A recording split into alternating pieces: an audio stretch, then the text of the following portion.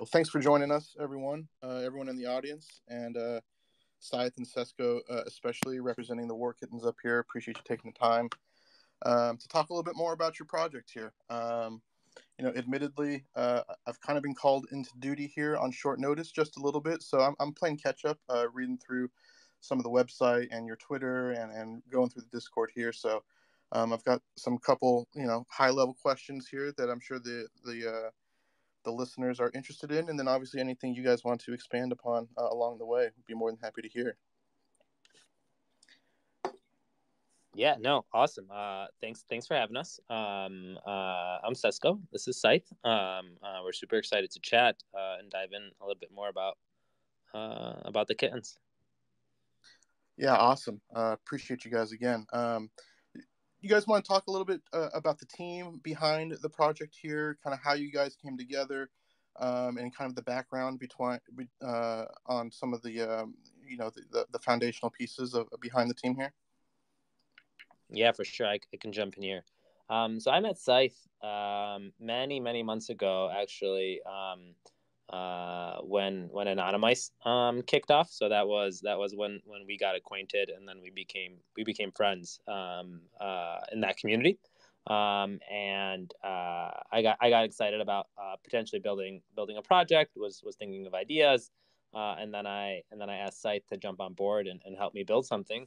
Because I really enjoyed all of our chats and working with him on Anonymous, because we both helped the Anonymous project out a ton, giving them ideas and helped build the future of that project from where it was.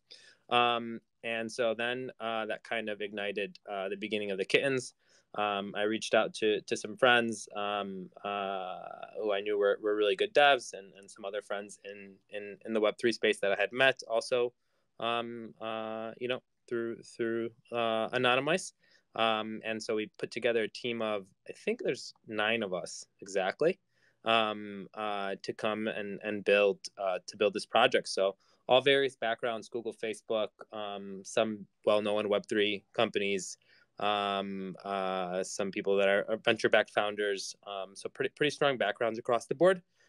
Everybody works full-time, admittedly, but also everyone is excited about building an awesome project with the kittens. So yeah.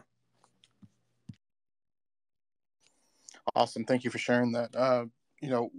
When you speak about the vision of the project, War Kittens, can you talk us through a little bit of kind of I guess a high level perspective of what your overall vision is of the project, and then maybe even dig a little bit deeper into some of the foundational elements of it, and what makes it unique compared to other games that are out there currently? Yeah, definitely. So when you look at the on-chain meta of games, you look at not a lot of people will consider Anonymous a game, but I always considered it a game. Right. So you get some NFT, you stake it, you get a token, you use that token to do some types of activities, right? So that's the basic meta, and then ultimately all you're doing is minting more tokens and then selling those tokens, because that's your liquidity to get your money back out for the initial token that you bought. And so it's just kind of like what people call essentially a Ponzi, right? So you look at that, you look at like EtherOrcs, which is probably the most successful of all the games that I've seen and been around, mostly because the team is outstanding and continuously building. And then you look at other games like Raid Party, Wolf Game, all the various ones that had some tokenized mint, and then you would dump the additional NFTs that you minted, or wait for the team to build more game functions to use the token. Otherwise, there was insane inflation.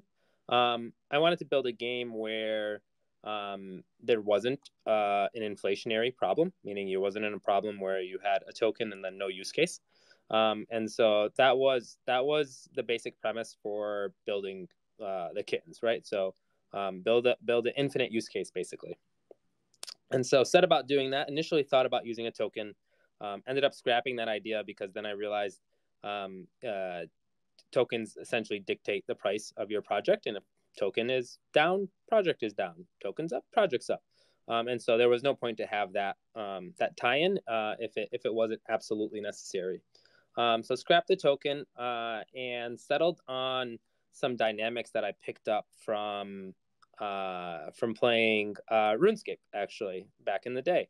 I don't know if anyone's familiar with RuneScape, but it's a 2D MMORPG online game. And one of the coolest parts about that game was you had the ability to risk your assets in two areas, one called the Wildy and another called the Duel Arena. So you would literally go into this place called the Arena, and you would stake against another player some assets. Could be millions in gold. It could have been rare armor. It could have been anything really. And then you duel and winner take all, essentially. Or you could enter the Wildy and you could essentially player kill other players, and you could pick up their loot that they drop. So you pick up, the items that they had on their body, right off their body, and you get to keep them for yourself. So I love that concept, and I hadn't seen anything in the NFT space do true PvP. Wolf Games said they did PvP, but it wasn't actually PvP. It was just you stake your wolf, and it may or may not steal someone's sheep, and you didn't know whose sheep it was going to steal. So I didn't really consider that, PvP as much as it was just percentage-based lottery, right? Here, we decided to build an actual PvP game. So Scythe and I got to work scoping out the details, and what we ended up centering around was the ability, if someone wanted, to steal someone else's traits, right? So obviously the funnest part about NFTs is the NFT lottery, right? You go, you mint, you wait for reveal, and you hope you get a rare, and you hope that collection succeeds, because if you get a rare in a collection that's successful, you're like, wow, I just hit the lottery, right? You minted an owl, you minted a rare owl, you just minted $500,000, right? That's basically what you were hoping for and hoping to get. That's pretty cool, but then all the excitement is gone, right? You minted your owl, you minted the rare, it's done. You're over, right? You're just sitting on this owl, you're sitting on this PFP, you're sitting on this ape. They're still very successful. You're still making money because the price keeps going up on them, but you're done. There's not much else to actually do for a long time. With Kittens, while it is also a PFP project, and you can just sit and chill and not do anything and not have a worry after you mint, you can also enter the arena. And in the arena, you have the option to attack and choose what trait you want to potentially steal from another kitten that's also in the arena. So that's the key. Any kittens that want to attack each other both have to be in the arena. You pick the kitten that you want to attack, and you can pick the trait that you want to steal, and then you can go after that kitten and that trait. And if you're successful in stealing that trait, what ends up happening is the traits are actually swapped. So the trait's not like deleted, it's not burned, nothing happens. You swapped, and that kitten will now have your trait, and you will have that kitten's trait. So it essentially allows you to, in a lot of ways, build your own kitten along the way of playing, and change your kitten, change the design of your kitten, try and grab as many rare items as you can, right? So someone with one rare trait might enter the arena trying to get more, but they might also just lose that rare trait, right? Someone that happens to hit the NFT lottery, maybe mints many rare traits, might just sit back and say, well, I'm never going to go enter the arena. I'm going to always stay in defend mode, and just chill and enjoy my kitten. So that's the basic premise of the game. We have some rewards coming for like what we consider like a season one as part of the game. But yeah, that's a long-winded way of telling a little bit about the story and summary of Kittens. Yeah, love that. Thank you for unpacking all of that. Definitely seems like a unique angle on the whole gaming meta that we've seen up until this point. For the most part, like you stated, it's just been a lot of kind of staking and unstaking, and with other elements at play, of course, depending on project. But by and large, it's become a little redundant, I think, as we've gone along here. And I think this is definitely a unique angle on it that will help incentivize players as the project moves along. So from that standpoint, it's very exciting. Do you have any plans at all incorporating other project PFPs? Obviously, there's the anonymized angle. Obviously, Ether Orcs is held near and dear to many gaming hearts. here in Web3. Is there any plans to incorporate other project PFPs or elements of that? Yeah, we have some like hidden surprises in our traits, representing some of our favorite collections. Not all of our favorite collections are there, but definitely some. We'd love to in the future work with some of these other projects. Bassett of Ether Orgs has been an awesome advisor for us. We've spoken with him a bunch about some of our ideas from an early time. He's helped to vet many of them, tell us what's reasonable, what's not, based on his experience, and he's super sharp. Orcs are lucky to have him. They have a very strong team. So yeah, that's definitely something we'd be open to and happy to think about long term. We already do have some stuff in mind that we've kind of pre-set up for like what we're doing next, which should be kind of cool and also a first of its kind. Won't say much more on that, but yeah, we have a few things in store that should be kind of cool and fun and new. Our goal is really to try and do new things. As much as we can, but also keep it fun and keep it exciting. Yeah, thanks. Can you expand a little bit on just kind of right when you talk about again other on-chain gaming projects like Anonymous or Ether Orcs and you even touched on RuneScape, taking elements from each and incorporating them into your project here and kind of making it your own and kind of the vision and creative process behind that. What's that been like? Has it been fun? What have been the challenges to that?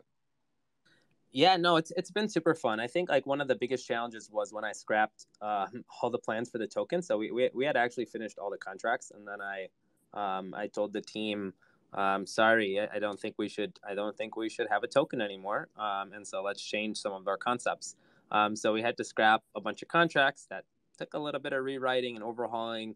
But that came from some learnings that I had over the last like 4 or so months, watching Cool Pets die, watching Raid Party die, watching almost every P2E with a token die, was like, seems like a not great concept right now. No one's figured it out. Maybe just orcs, and that might just be because they have a really strong community behind a strong team. It seems to be the only one that hasn't nuked, in all honesty. And I said, well, maybe this is just not what people want right now. So what I ended up focusing on was making the best on-chain art that I think is the best on-chain art in NFTs right now. That's my personal opinion because I made a lot of the art, so I'm being a little biased here. So I made some awesome art, 360 plus. I think it's closer to like 370 plus traits. So it's actually like an enormous amount of traits to go on chain, compared to most projects that do anything on chain. So a big aspect of our game is actually the art, right? We wanted to make these kittens desirable, make them look good, make people want certain traits. I told Scythe from the beginning, like, hey, every time you see me like make a new kitten or show off a new kitten, whether it was me or artists working on it, like if there's a trait that sucks, we're gonna take it out because I don't want anyone to be like, oh, I wouldn't want that. The worst thing I hate seeing is like when there's like stuff on the floor and it's all the same trait, and it's like, why didn't you just take that trait out and your floor would look so much nicer. And so that was something I really focused on, was the quality of the pixel art. Surprisingly, pixel art is actually at that size is very very very hard to do. It's a lot of work compared to like other types of art. But yeah, it was a big challenge. Overhauling the contracts was a big challenge, but a lot of fun. And wanted to do what we could to make this project successful. So Yeah, and to jump on that and to reiterate, I mean, the art was, and I mentioned this earlier before Sesko joined, like we were even modifying a few of the traits last night, just making sure that everything looked beautiful, running through the permutations, just really fine tuning and checking and making sure that people would truly love it. yeah, When we mention RuneScape, like that's a lofty name to drop, especially in the context of NFT gaming, where you're so limited by what you can do. The way I perceive it, and of course we're borrowing from like the PvP elements, But even more so, what I remember being the most fun when I used to play, and one of the reasons that Sesko and I bonded so early is we're both early players of RuneScape, is not even just playing the game, but chatting with other people, you know, seeing other folks with higher skills, higher stats, higher items, and you know, just feeling like, okay, I want to attain that. And so I think we have a unique opportunity with Kittens where we're doing something unique in the sense that the Discord, even on Twitter, can also be part of the gameplay in the sense that you might be targeting someone else's kitten. You'll be chatting directly with them on Discord potentially, and we're excited to see how the community evolves. You know, I still think that Discord. I've reiterated this to people many times.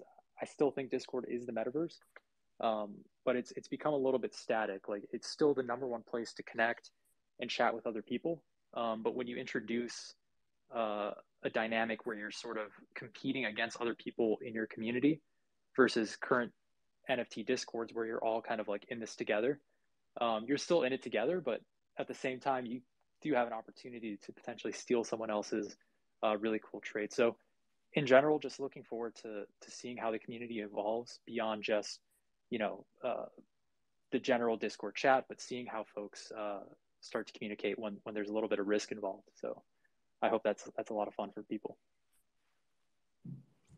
Yeah, I think this is from most P2Es have been like single player games, right? Where you're off on your own little adventure on your own little island, and you're making single decisions that only affect you. This is the first time I'm seeing, you know, because even wolf game, you couldn't really do anything. You staked your wolf. It might steal a sheep. It might not. You don't know who's it's going to steal. You can't really decide any of that. And this is the first time where you're like, hey, I'm intentionally targeting, you know, kitten ID number 1734, and I'm intentionally stealing this trait from that person or attempting to steal it, and go from there, right? And so the dynamic in Discord, I'm excited to see whether or not that takes a hold. You know, I'm hoping it does, and I'm hoping cool things come out of it. But of course, we can't predict the future. You know, if we could predict things, we would have all bought you know, hundreds of owls at 7 ETH when they launched. But it's very hard to predict things in the NFT space. Yeah, absolutely. Totally agree there, and appreciate you touching on some of those important topics. You know, from a community build standpoint, obviously, I'm sure you get a lot of people that are interested in right Web3 gaming. I'm sure you get a lot of the crossover from, again, the Ether Orcs community and similar games along those lines. A lot of people that probably have familiarity and background in Web3 gaming to this point. Have you realized any crossover with any sort of normie, quote unquote, normie crowd, or you know, Web2 gamers that are now just kind of touching into NFT gaming and all the things that come with that, or has it still been pretty much a community of people that are already familiar with on-chain Web3 gaming? Yeah, I think our crowd is more of the people that are probably familiar with it, or just excited about the kitten art. And that's why we've, like, you know, it's a gamified PFP, right? It's not a game, it's not a PFP. It's the combination of both. In my opinion, like, we're still far away from pulling, you know, the Web2 gaming crowd into NFTs, especially on-chain NFTs. On-chain NFTs are idle, basically, right? They're just transaction based. And even in this, even with kittens, right? It's transaction based. You run a transaction to attempt to attack a kitten, and it may or may not succeed. And then your kitten may or may not, you know, have new traits after. It's not Fortnite, it's not Diablo, it's not World of Warcraft. To pull that crowd over into NFTs, you're gonna need, like, the true AAA gaming companies to, like, take a foothold and say, how do we take NFTs and make them a part of, like, our universe, which I'm also excited to see. I'm a big fan. I'm a big gamer, but I think we'll have two types of crowds, right? I think in that other crowd, I'm not sure how viable, like, P2E as a concept is in terms of, like, infinite inflation, versus like if someone were to like, hey, I, you know, grab this really rare sword in World of Warcraft and I want to sell it now, right? And maybe that's the way like P2E works. Even with kittens, right? It's not like a true play to earn. You're not just like idly sitting there generating a token and then selling that token. If you want the potential to earn, it actually requires you to say, hey, I'm going to try and steal these rare traits, and then flip that kitten, right? So it actually requires you to be a little bit active to earn. Or you can just sit back and maybe the price of kittens increases over time if it's ultimately, and what we hope, a successful project. That also might be a way to earn. Is just sit back and you know, hodl your kitten and defend and don't lose your traits. But yeah, I think P2E is a really hard concept. I think Axie made it seem like it was easy, so everyone tried to attempt to do it. But I don't think it's as easy as it seemed.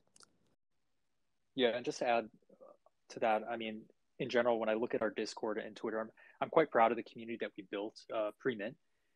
It's definitely no easy feat in some cases to build the community you want. But I think we're pretty thankful in terms of the community that we have. We definitely drew, plenty of folks who are already familiar with the P2E scene in NFTs. So yeah, plenty of folks from Anonymice, Ether Orcs, Raid Party, etc.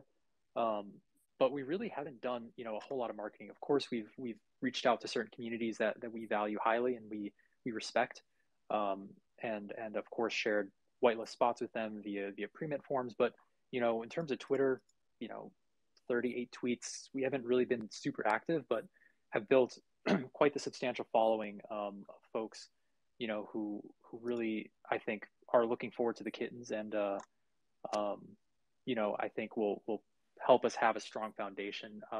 If I look back on my learnings from the Kiwami launch, and not talk too much about that, but one of the things I think we did really well was build a very organic community. We didn't go aggressive on the giveaways, and the same thing with War Kittens. We're not just getting a large quantity of people who are in who just want to grab a spot and dip, but really people who've been here for quite some time. Since we opened the Discord, I think it was over 5 months ago. So there's really been like a legion of folks who've been there from the start and have just been looking forward to it for quite some time. So I'm excited to finally release it for those folks who've been around. But yeah, no, I couldn't be happier with the community that I think we built Yep. pre-mint. And I'll say this, like, we're really thankful for the community. I mean, Sites saying we built it, but I'm like, a lot of it is like they came together, right? Like they came to join this community, and I'm thankful for that. And the way I view it is launching this, and then what we do next. Every community is different, and every community gets built different. Founders of projects sometimes come in and they have these dreams and aspirations, and their community wants something else. And sometimes you have to listen to your community and straddle the line of like what your vision was versus like what is going to get your community excited. They're the community that bought in, right? They're the people that bought into your project, and if you don't listen to them, then that's being a bad founder, right? That's not listening to your customers is just purely being a bad founder, no matter what your vision was. Sticking to your gut and saying, "Oh, this is what I'm going to do. I don't care what anyone else wants." Well, sometimes is okay, and sometimes is the right path. A lot of the time will lead to immediate failure, and I've seen it time and time again with projects where the founders have an idea of what they want to do. Well, community wanted something else, and that's the people that bought into their initial vision. So it'd be a good idea to listen to them every once in a while. Yeah, that's a great point, and I think that's definitely something every project needs to keep in mind. Obviously, is just being open-minded and flexible when it's appropriate. I think that's something that we can all learn from and adjust to when needed.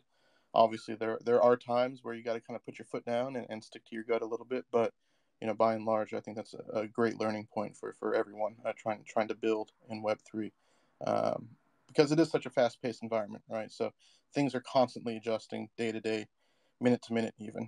So I think it's the fastest. I mean, I've been in in tech for my whole career. It's the fastest pace I've ever had to move at, right, or ever have to like keep up with. For sure.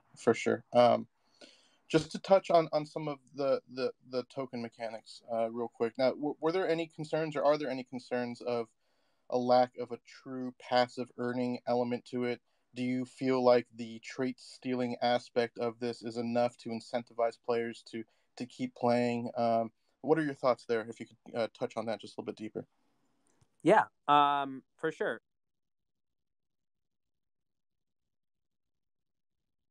Hey, that's one aspect of it, and it's a fun aspect, and it's always going to be there.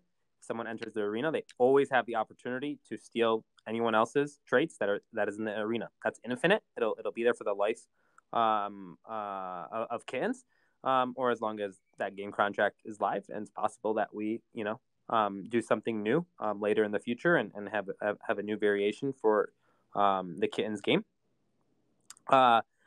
We already have things in plan for what we want to do next along those lines.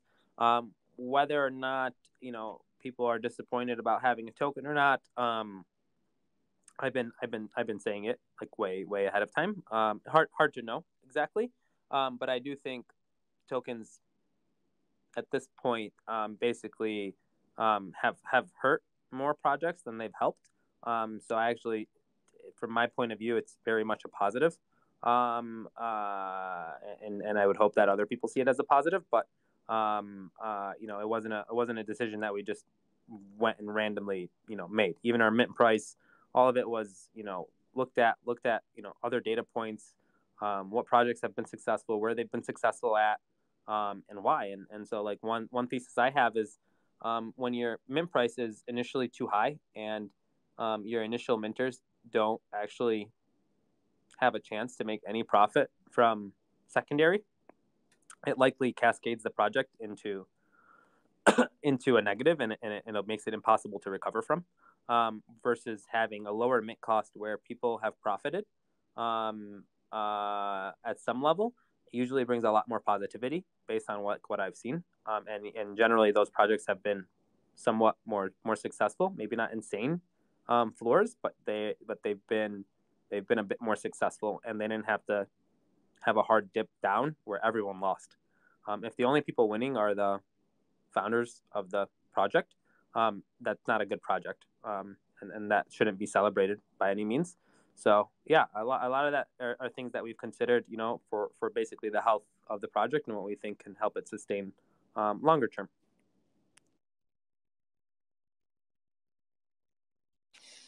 Wonderful, thank you. Yeah, thanks for touching on that. And again, I think that's going to play into again kind of what you talked about, the strength of the community and the community's understanding of the direction of the project. And obviously, this is just the beginning, and obviously moving forward here, how you guys continue to expand on that vision, will be equally important, as the project and community grows together. So I appreciate you touching on that. Did you want to touch on any of the, a little bit of a softer question here, but any of the more direct lore of the kitten universe here, kind of the storyline background behind it, and kind of what's fueling that here moving forward for War Kittens? Yeah, actually, I think Scythe wrote a lot about the lore. If you wanna talk about what you created. Yeah, let me see if I can find my writings on this. I'm a lot more eloquent when I'm reading versus versus when I'm just spitballing here. So yeah, no problem. see. I can take the brief intermission here just to remind everyone here in the audience, if you do have questions, comments, concerns for the War Kittens team here, don't be shy about raising that hand, requesting, getting your question up here. We'll start fielding questions here towards the end of the segment. So if you have anything you want to get off your chest, feel free to request, and we'll get you up here as soon as we can. Yeah, I was about to ask. Someone in our Discord was mentioning whether they're going to let folks ask questions. So I just let them know that near the end they can make a request. Yeah, absolutely. Perfect. Thank you.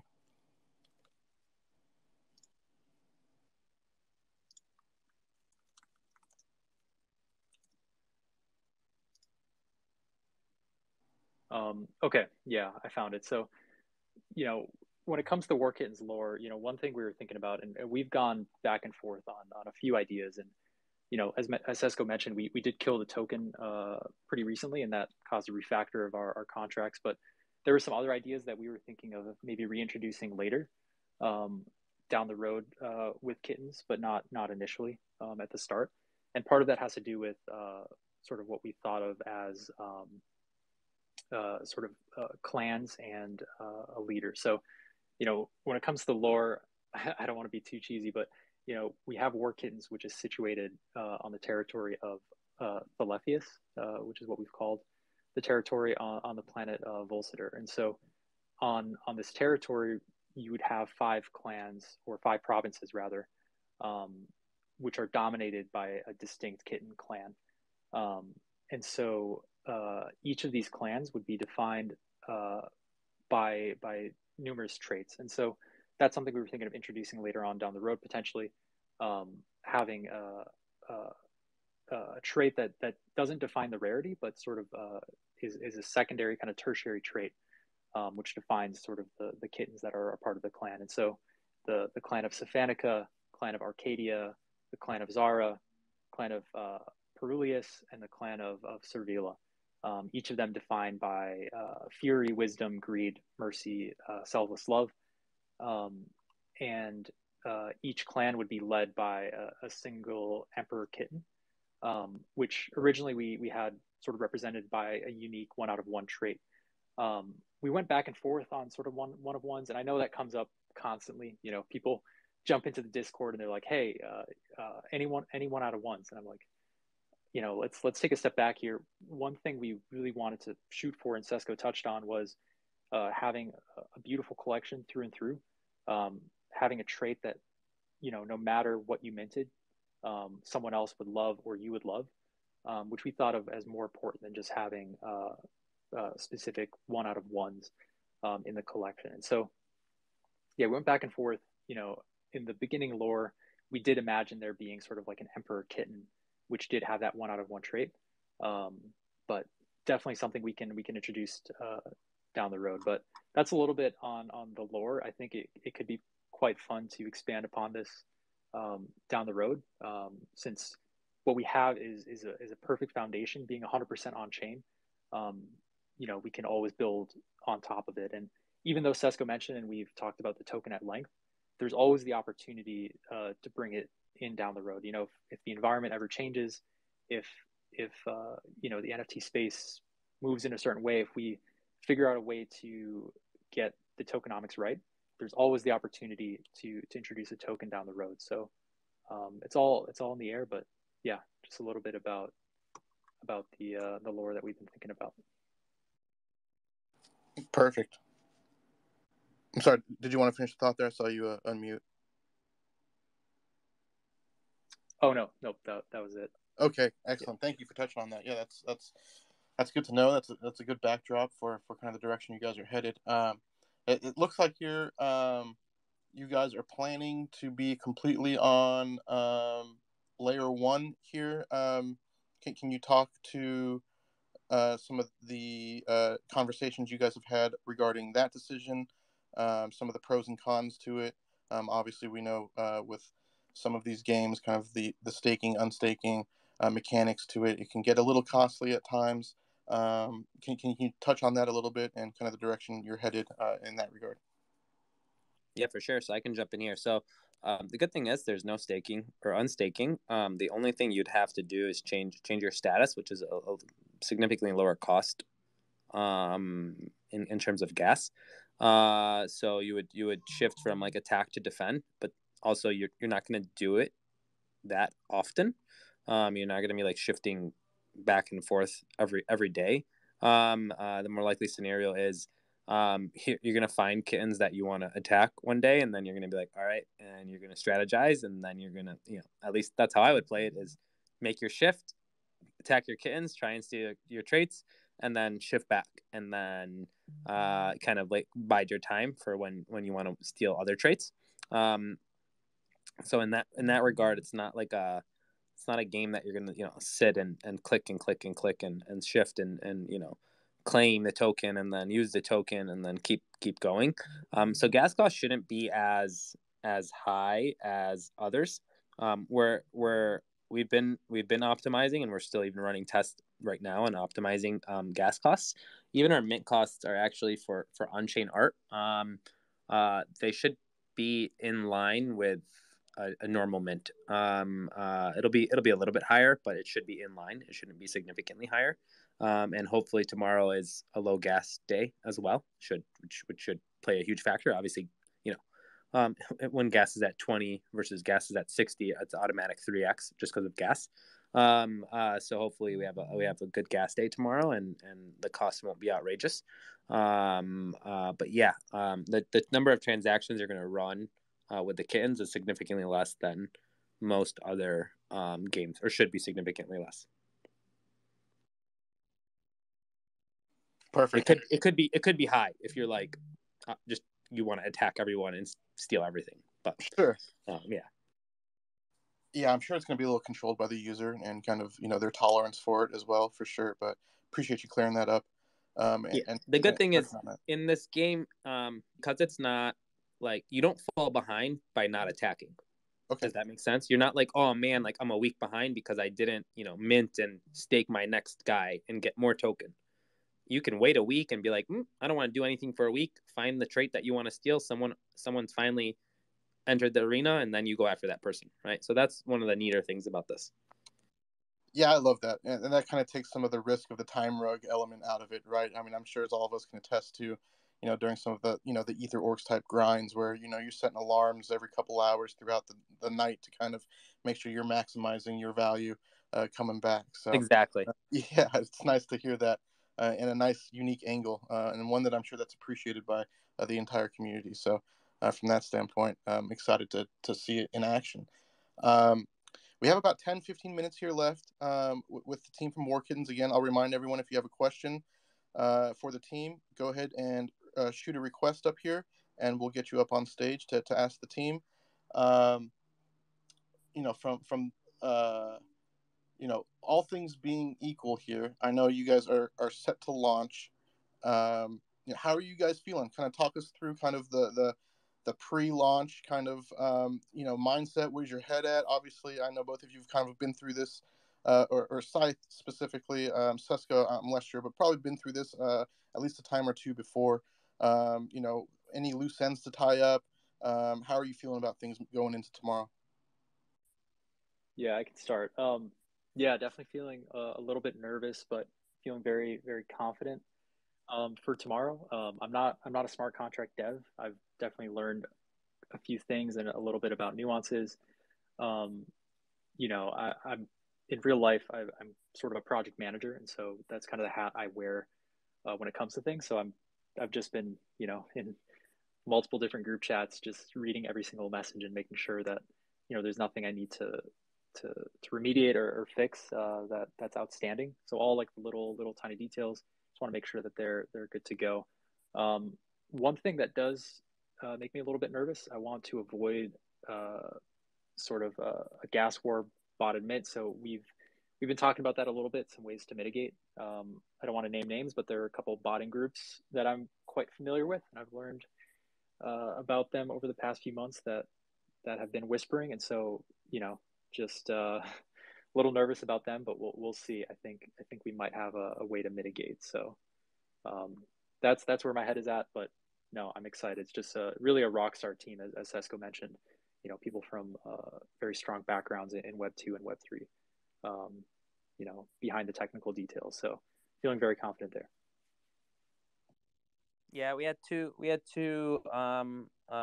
additional devs outside the team. Review the contracts. Hopefully cleaned up any potential issues. That's always in Web3 the most nerve-wracking thing is always the contracts, because it's hard to go back in this space. Hard to reverse things in this space. You have to start over again. Everything's kind of permanent, and I think that's and this is my first project launch, so that's like the thing that gives me a little bit more heartburn. Just like, hey, I want everything to be smooth. I want everything to go right. one misstep, and I mean, even with like Owls, you saw like I think ended up burning like 150 ETH in gas, right? That they ended up refunding because of one small mistake. That's like a little bit of the risk here. Is when you make a mistake, it's real money at risk, and so and that's the one thing I care a lot about. Absolutely, yeah, that makes a lot of sense. And obviously, Scythe with the success of the Kiwami launch, and kind of how smooth that went, and kind of the real positive impression that launch left. I think to those that minted, I think is encouraging, to say the least. Here, obviously, anything can happen, but there's obviously being prepared on the front end. But then, even if things do go wrong, if they do, knock on wood, how you handle it on the back end is a whole nother dynamic as well. So I have no doubt that should anything go wrong, it'll be handled properly. So, but appreciate you guys touching on that as well. All right, so we have Villain Sky up here to ask a question. Villain Sky, if you're there, go ahead and fire away. Hey, what's up, everyone? I've been following War Kittens for a while, and I'm super excited just to see all the traits and art that come out of it. I know Sesko's been working on it for 3-4 months now, so way ahead of this whole pixelated wave that's come. One question I have is, aside from the game, do you see any sort of like in real life sort of utility at some point, or is that kind of up in the air right now? Yeah, what do you mean by in real life utility? Like merch? Yeah, like merch, or even maybe some sort of like meetups and all that kind of stuff. Yeah, no, I mean, I think again, all of that would be pretty cool. That's what I was referring to when I said like hear your community out, right? Like as you build this and like what they want and what they're looking for, like do that stuff, right? Especially when it's something like not overly complex, like a meetup or like merch. Why not, if the community is asking for it, like figure that out and get it out and roll it out. So a lot of that will depend on, I think, how this community shapes up and what they're looking for. But yeah, I mean, we've thought a lot about that. But that's probably putting, saying we're going to have merch is probably putting the cart before the horse at this stage. But yeah, definitely things that we keep top of mind. All right, cool. Yeah, I mean, I think the pixelated art that you guys have made looks, I mean, amongst the best I think I've seen in a long time. I know that, CryptoPunks were like the OG of that in a sense. And it kind of, dried out for a while. But I think we have yet to see someone do it as phenomenal as what I've seen the art that you guys have created. So to see to actually merchandise, you've seen obviously like Bored Ape, World of Women and some other brands do some great merch. But I think in the pixelated arena, no one just yet. And especially when you're talking about, gameable items, if we can bring that sort of not just in like the whole web aspect, but into some real life, that'd be pretty cool to see a collection do. Totally agree. Awesome, Villain. Thank you very much for coming up and asking that question. Daniel, we have Daniel up here. Daniel, if you're ready, go ahead and fire away. Hello? Can you hear me?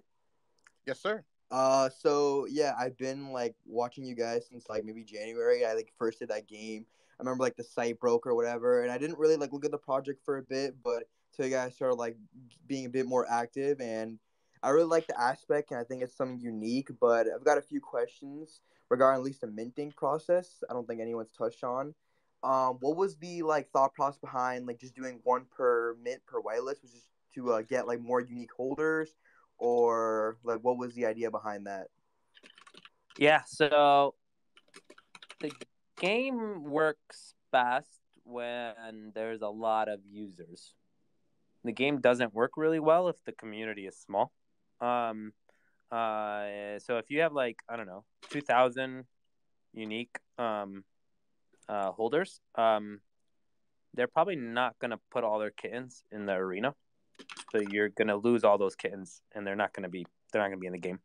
And so that is a big part of the reason for doing one per, is to incentivize that, right? Incentivize people to actually like enter the arena with their kitten.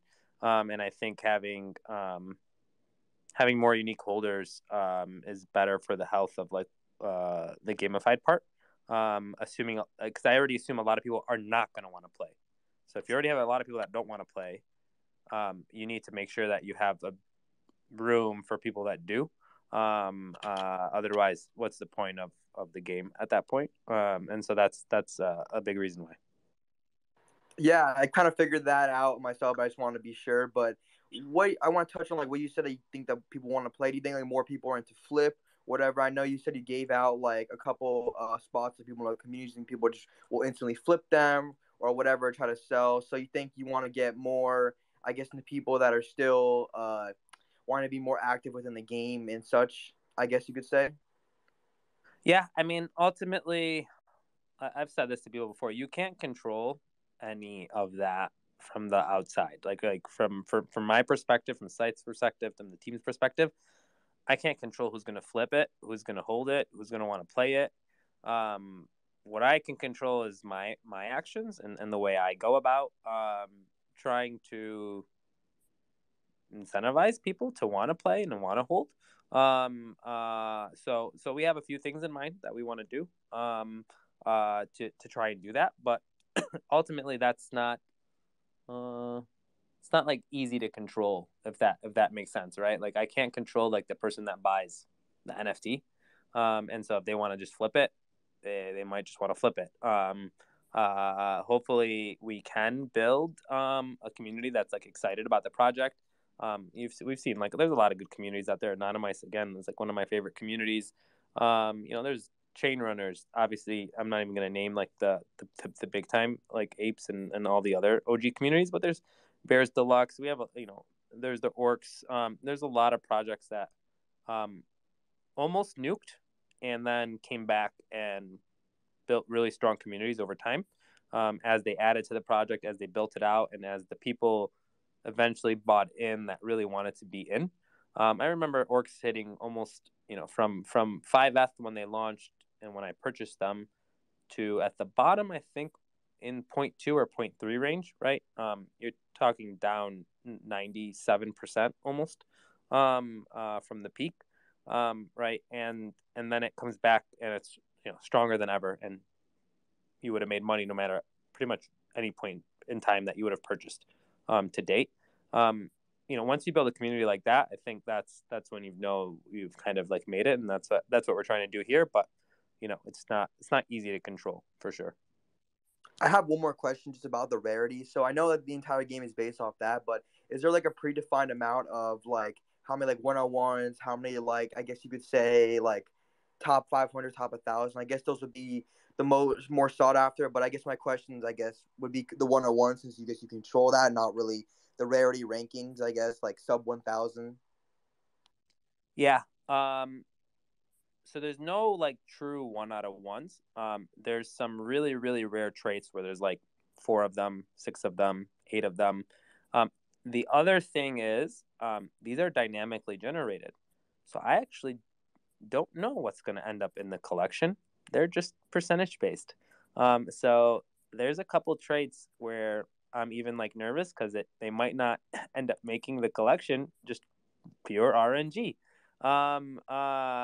Because they're so rare that had I set something to like 1, it likely would not have ended up in the collection. So you had to do it slightly higher.